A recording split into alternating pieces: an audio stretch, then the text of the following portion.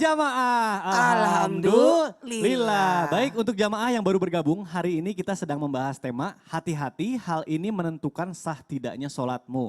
Nah tadi di segmen sebelumnya sudah dijelaskan nih oleh Ustadz Maulana bagaimana sih hukumnya kalau misalnya sholat di tengah pandemik seperti ini. Jelas banget tadi dipraktekin, lalu juga Ustadz Sam sudah menjelaskan apa-apa saja yang bisa membatalkan sholat kita. Baik, sebelum kita bahas lebih dalam lagi tema kita hari ini, kita saksikan dulu video berikut ini yuk. Silakan. Salah has managed to get away from Martina and from Gay. Oh, it's brilliant! It's absolutely magnificent! To you, say it like that. If I hate you, then A moment of individual quality. maybe, but you know I. Waduh, Masya Allah. Itu tim favorit siapa tuh? Ustadz Syam kah? Ustadz Maulana? Kalah kemarin 7. Kalah kemarin. Masya Allah. Mantap lah. Nah, Muhammad Salah. Iya betul. Ustadz, itu kan biasanya kalau misalnya sujud itu kan dilakukan kalau kita lagi melakukan sholatnya. Itu bagaimana tuh ya kalau misalnya kita kadang ada yang melakukan sujud tapi sikunya itu nempel ke tanah atau bagian kakinya itu tidak menekuk. Nah seperti apa sih sebenarnya gerakan sujud yang benar menurut Islam? Mohon izin, silakan Ustadz. Bismillahirrahmanirrahim, butuh praktek berarti ya. Ya, Ada betul. yang syawal. Ada yang syawal. Tafadhol.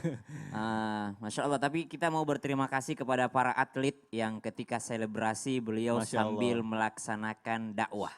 Masya Allah, Jadi betul. dakwah menunjukkan kepada dunia bahwa saya punya Tuhan dan begini cara saya beribadah. Betul, betul. Jadi setuju. kami tidak mempermasalahkan bahwasanya ketika dia sujud tidak sah karena kelihatan auratnya apa segala macam atau mungkin lapangannya tidak bersih. Tapi itu adalah salah satu bentuk dakwah dunia supaya orang-orang lihat ini apaan ya? Oh ini cara mereka beribadah kepada Tuhannya. Ini adalah Masya orang Allah. Islam Muslim. Betul, betul. Jadi dakwahnya Masya Allah terbaik nih Muhammad Masya Salah Allah. dan kawan-kawan yang lain. Masya Apalagi Allah. pemain-pemain Indonesia gitu ya.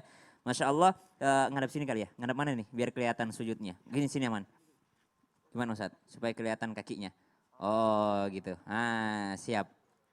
Masya Allah, ada orang yang sujud, maka kata ulama kita sepakat bahwa yang menyentuh kepada tanah itu adalah 7 bagian tubuh. Di antaranya adalah wajah, facial, maaf Daeng, facial, dibuka maka menyentuh wajah, maka dahi ada yang mengatakan termasuk hidung, ada juga yang mengatakan kalau hidung tidak wajib ya. Kemudian dahi, wajah ya, kemudian 2 telapak tangannya, kemudian 2 lututnya dan jari-jari kakinya gitu. Jadi disunahkan juga, ada yang mengatakan dirapatkan, ada ya pendapat yang lain dilonggarkan. Jadi dua-duanya boleh karena itu adalah sunnah. Kemudian disunnahkan agak sedikit mengangkat perutnya dan juga jauh dari pahanya. Supaya apa? Ketika Rasulullah SAW menggambarkan seakan-akan Rasulullah kalau sujud itu bisa lewat anak kambing di bawahnya. Ya, jadi kalau kita anak kucing lah ya ukuran orang Indonesia. Jadi bisa lewat di bawahnya. Jangan sampai rapat nih.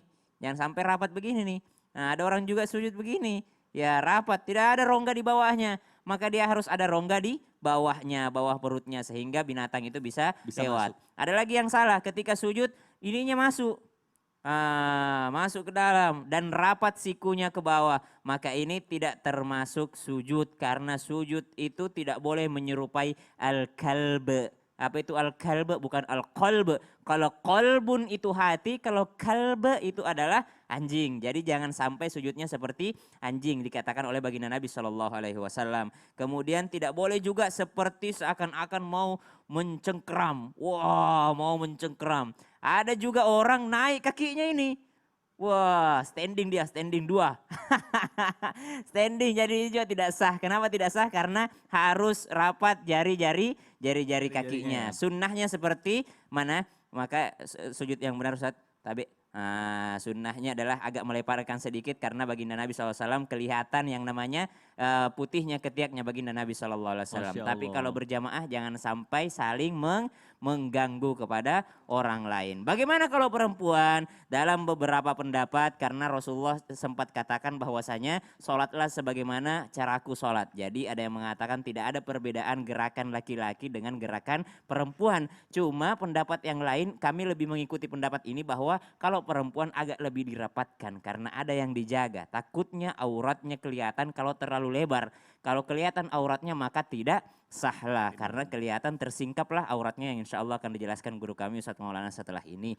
Jadi anggota sujud itu perlu diingat, udah Ustadz, nanti terlalu banyak aliran darah mengalir di kepalanya lah, tambah pintar lagi. Ya kan? Jadi diperlama sujudnya karena sujud itu termasuk rukun yang lama. Karena ada rukun yang lama, ada rukun yang singkat. Mana itu rukun yang lama termasuk sujud itu harus lama, bukan harus lama, disunahkan lama, ruku juga, tapi i'tidal dan duduk di antara dua sujud itu adalah rukun yang ringkas. Jadi tidak Masya terlalu Allah. lama di situ i'tidalnya. baik. Iya. Masya Allah dijelaskan sudah tadi kalau misalnya pemain bola itu tetap sah meskipun auratnya kelihatan karena itu adalah bentuk Bukan sah, tapi itu adalah bentuk tidak dakwah. disalahkan gitu Iya, karena itu adalah bentuk dakwah. dakwah. Masya Allah. Betul.